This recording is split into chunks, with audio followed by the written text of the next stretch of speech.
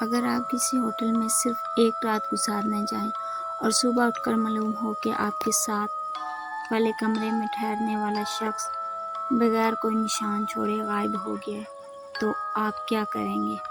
یہ کوئی فلمی کہانی نہیں، بلکہ ایک ایسے پراسرار ہوٹل کا راز ہے جہاں ہر وہ شخص جو کمرہ نمبر 13 میں ٹھہرتا تھا کبھی واپس نہیں آتا تھا۔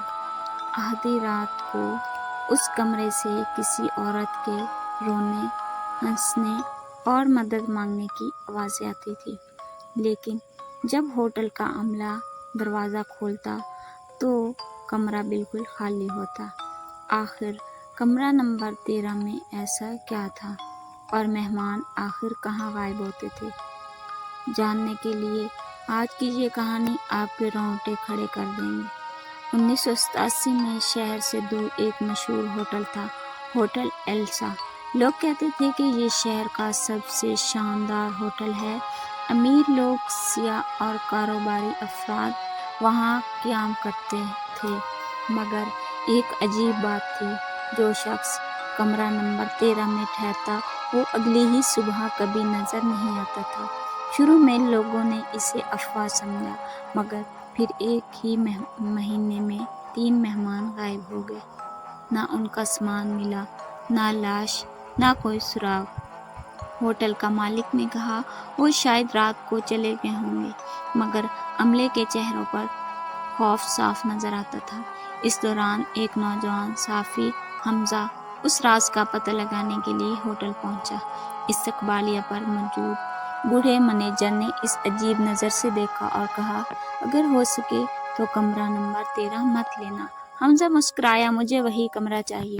خوفناک رات کے ٹھیک 3 بجے حمزہ کے کمرے کا فون بجا، ٹرن ٹرن ٹرن۔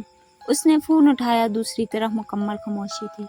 پھر ایک عورت کی آہستہ آواز آئی، یہاں سے چلے جاؤ، اس سے پہلے کہ وہ جاگ جائے۔ حمزہ کے ہاتھ کانپنے لگے اور اسی ہی لمحے اس کے کمرے کے باہر کسی کے قدموں کی آواز آنے لگی، ٹھک ٹھک ٹھک۔ صبح ہوتے ہی حمزہ نے تحقیق شروع کی۔ اسے ہوٹل کے پرانے ریکارڈ ملے اور وہاں ایک خوفناک راز دفن تھا۔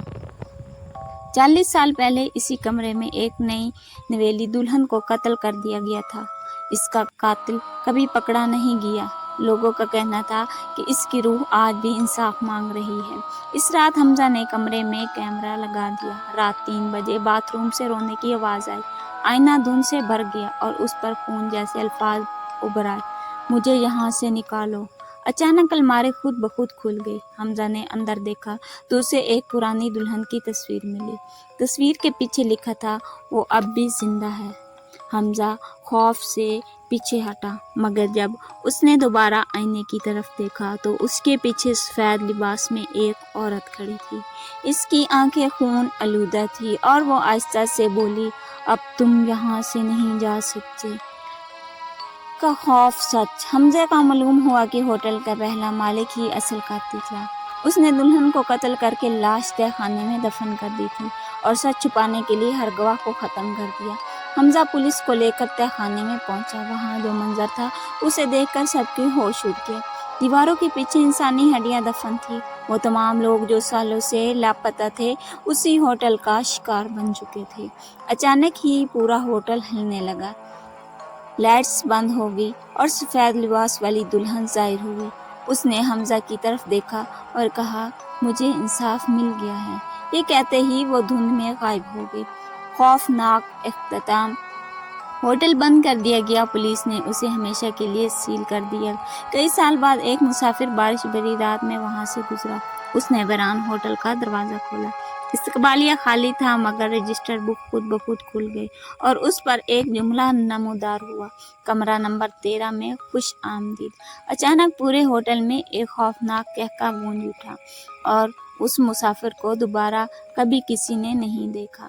اگر آپ کو یہ خوفناک اور پراسرار کہانی سٹوریز پسند آئی ہیں تو لائک کریں، اپنے دوستوں کے ساتھ ویڈیو کو شیئر کریں اور ایسی مزید ڈراؤنی کہانیاں سننے کے لیے ہمارے چینل سائلنٹ ہر وائس کو سبسکرائب کرنا نہ بھولیں اور بیل آئیکن کو ضرور دبائیں، کیونکہ اگلی کہانی شاید اس سے بھی زیادہ خوفناک